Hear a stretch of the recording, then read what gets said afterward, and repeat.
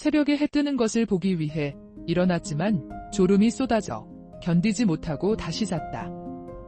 아침에 일어나 트레킹 출발하는 일행들한테 물어보니 길은 완만하고 4시간 정도 걸린다고 한다. 몸살기가 아직 있었다. 그렇다고 여기까지 왔는데 트레킹을 안 갈 수도 없고 상쾌한 아침을 만끽하며 제발 오늘 건강히 잘 끝낼 수 있기를. 그런데 여기로 운전하며 오면서 산 위에 이쁜 집들이 점점이 계속해서 있는 것을 봤다. 남편은 왜 스페인 사람들은 땅도 이렇게 넓은데 굳이 산 위에 저렇게 집을 짓는지 궁금해했다. 저기까지 상하수구도 끌어와야 되고 전기도 끌어와야 하는데 그런데 자세히 보니 신기하게도 전기줄이 안 보였다. 땅에 다 묻었나 넓은 땅을 두고 뭘 저렇게까지 하나 싶었다. 또 그렇게 하기에는 비용이 꽤 들 텐데 집들이 너무 허름해 보였다. 뭐지? 여기 와서 궁금증이 풀렸다. 이 산 위 집들은 전기 상하수도가 없다. 산 둔턱에 주차된 우리 차 주변에 있는 집들에 하나 같이 전기 물이 없다. 그냥 건물만 덩그렁 있는 것이다. 우리는 허탈하고 어이가 없었다. 어제 청년한테 물으니 이런 곳은 그냥 쉬는 집들이란다. 별장처럼. 주말에 올라와서 음악 듣고 하면서 내가 그럼 요리나 쓰레기는 어떻게 하냐고 물으니 음식은 갖고 오고 쓰레기는 갖고 내려간단다. 아, 대단하다. 이건 진짜 인정해줘야겠다. 주변에 적어도 열 몇 채는 있는데 쓰레기가 없다. 쓰레기가 있을 만도 한데. 그리고 이런 곳에는 집 주변에 이상한 물건들을 쌓는 사람들이 있기도 하는데 없다. 그냥 단순하고 깨끗하다. 이것이 선진국 시민의식인가? 왠지 마음이 약간 침울해졌다. 스페인 GDP는 우리보다 아래인데. 트레킹은 정말 좋았다. 여기는 유명하지도 않아 기대를 별로 안 했다. 스페인 동쪽 해변을 따라 내려오는 길에 우연히 알게 되어 온 곳인데 탁 트인 그림 같은 전망을 계속해서 보면서 걷는 기분이 꿈속인지 현실인지 순간 헷갈릴 지경이다. 그리고 여기는 좀 외진 곳인데 여기까지 관광객이 많이도 왔다. 영국, 프랑스, 독일, 물론 감사하게도 바글바글 하지는 않지만 여러 나라에서 왔다. 하기사, 한국에서 온 노부부도 있으니. 아, 걷는데 뒤에서 시끄럽게 장난치며 웃으며 올라오는 청년들을 만났다. 한 8-10명 정도. 우리는 어제 청년들에 대해 좋은 인상이 아직 남아서 어디서 왔는지, 주말이라 놀려왔는지 등을 물었다. 그들은 잠시 머뭇하더니 우크라이나에서 여행 왔다고 했다. 간단한 일상 대화 후 그들이 앞서가면서 또 자기들끼리 즐겁게 농담하며 올라갔다. 남편과 나는 좀 불편했다. 우리가 나이 들어서? 아님. 꼰대 같은 아집이 있어서 그런가. 그 나라에는 지금 자기 나라 지키겠다고 수많은 사람들이 팔다리가 떨어져 나가거나 죽으면서 싸우고 있는데 지구상 다른 한편에는 멀쩡한 그 나라 젊은이들이 너무 즐겁게 지내고 있으니 참. 남편은 노는 것이야 뭐랴 못하지만 적어도 저런 모습은 자기 나라에서 싸우는 동포들을 생각해서라도 다른 나라 사람들한테 보여서는 안 되지 않냐며 못마땅해 했다. 여기 전경은 그대로 황량하다. 나무도 많이 없고 생태계가 다양하지도 않고 그대로 돌밖에 없다. 하지만 멋있다. 우리나라 사람들은 산을 심리적으로 의지하는데 여기서는 산을 경외할 것 같다. 남들은 4시간 걸린다는 트레킹을 우리는 7시간 걸렸다. 끝낸 후 내 다리는 이미 나를 원망하고 있었다. 그래도 온종일 본 장관들이 여전히 눈앞에 아른거려 잠들 때까지 두근거렸다. 아침에 다른 곳으로 이동했다. 아침은 도로 휴게소에서 해결하고 차를 세척하고 도로를 탔다. 아까부터 한 검은 차가 계속해서 우리 뒤에 있었다. 여기는 시속 100km인데 우린 구경하느랴 70으로 가고 있었다. 대부분 차들은 우리를 패스해서 갔다. 그런데 그 차만 계속해서 우리 속도로 달리는 것이다. 처음에는 별 생각 없었다. 그러다 내비가 오른쪽 길로 들어가라 했다. 들어갔지만 그곳은 빈 공터였다. 내비가 잘못 알려준 것이다.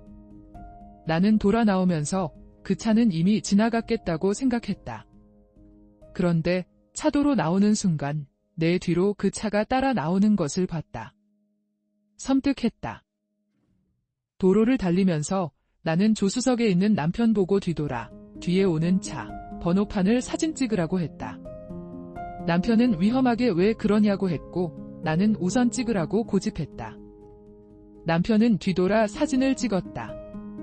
남편은 뒷사람들이 자신을 봤다며 우릴 이상하게 생각하지 않겠냐고 말했다. 나는 잠시만 기다려봐. 저 차 곧 나오는 길로 빠질 것 같다고 했다. 역시나 그 차는 잠시 후 다른 길로 빠져 떠났다. 남편한테 내 생각을 말했다. 그 차 아까부터 따라왔었다. 그 차 번호판으로 봐서 여기 현지인들이다. 여기 사람이 도로를 이 정도 속도로 그렇게 오래 달리진 않는다. 그리고 아까 그 공터. 우리야 모르니 그 길로 빠졌지만 여기 사람은 절대 그런 실수를 할 리가 없다. 아마 휴게소에서 우리가 버벅대는 것을 봤을 것 같다. 우리는 늙었고 단둘이고 게다가 딱 봐도 그리 똑똑해 보이지는 않지 않냐? 그들은 건장한 남자 2명. 내 상상이건대 우리 따라 달리다가 적당한 곳에서 차로 우리 앞에서 막던가 뒤에서 박던가 해서 우리를 차 밖으로 유인한 후에 차나 짐을 털지 않을까 싶다. 그랬다면 우리야 뭐 그대로 당하겠지? 별 수 있겠나? 그래서 당신이 그들 번호판을 찍는 모습을 그들이 보면 포기하고 돌아가지 않을까 싶어서 찍으라고 했다. 라고 말했다. 남편은 잠시 생각하더니 이래서 마누라를 데리고 다녀야 한다고 했다. 여자의 촉이란 안심이 되니. 나는 그제야 심장이 떨렸다. 남편도 한숨을 여러 번 내쉬었다. 로스겔라도 지역의 명승지라고 하는 곳을 갔다. 거의 4시간을 달려서 왔다. 아주 놀랍다. 아무것도 없다. 그냥 바다야. 주변에 멋진 나무도 그냥 없다. 그런데 사람들이 텅 빈 바다를 보며 감탄하면서 사진들을 찍는다. 뭐지? 옆 프랑스인에게 물으니 나무 없이 풀만 있는 산과 어선 한 척 없는 이런 바다. 어디서 본 적 있냐고 묻는다. 너무 아름답다며 극찬을 한다. 참, 별꼴이다. 그래도 그냥 떠나기 아쉬우니 사진 한 방 찍었다. 유럽의 발코니라고 불리는 네르하 지역에서 하루를 보냈다. 해변가가 이쁘다 하지만 이 정도는 충분히 봤었다. 그 외에 전반적으로 별 특별한 것도 없는데 여기도 관광객들로 미어터진다. 우리는 쉬지 않고 긴장하고 연구하고 일해서 한 푼 두 푼 벌어 들어서 먹고 사는데 여기 스페인은 가만히 있어도 수억 달러가 쏟아져 들어오니 기분이 좀 그렇다. 다음으로 말라가에 왔다. 몇 번을 돌고 돌아도 주차할 곳이 없다. 여기저기 차들로 꽉 찼다. 스페인에서 이런 곳은 처음이다. 바르셀로나도 이 정도는 아니었다. 마땅한 위치에 있는 유료 주차장은 너무 비쌌으며 지하며 지저분해서 남편이 학을 뗐다. 돌고 돌다 주택가에 겨우 빈자리가 있어 주변에 물어보니 괜찮다고 해서 주차하고 우선 늦은 점심을 먹었다.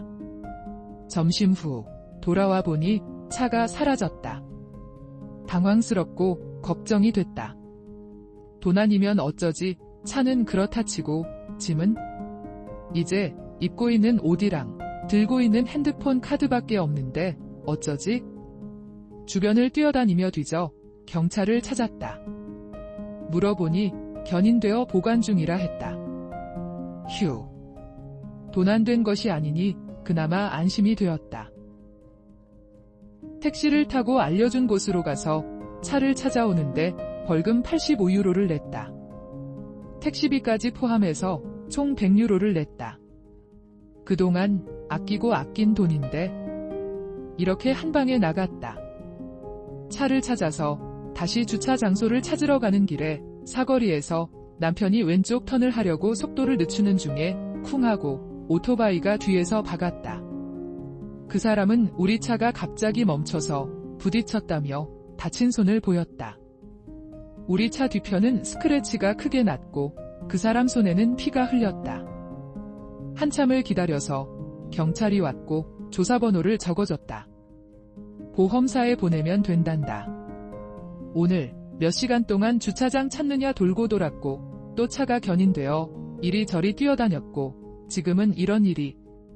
경찰이 간 후에 나는 짜증이 났고 피곤했다. 우리 차가 풀보험이지만 우리가 잘못했으면 어떻게 되는지 몰라 걱정이 되었었다. 우리나라처럼 여기도 몇 대 몇 이런 식인가? 그러다 경찰과 얘기해보니 우리가 잘못한 것 같진 않았다. 그럼 이 스크래치는 어떻게 되는 거지? 마음이 편치 않다.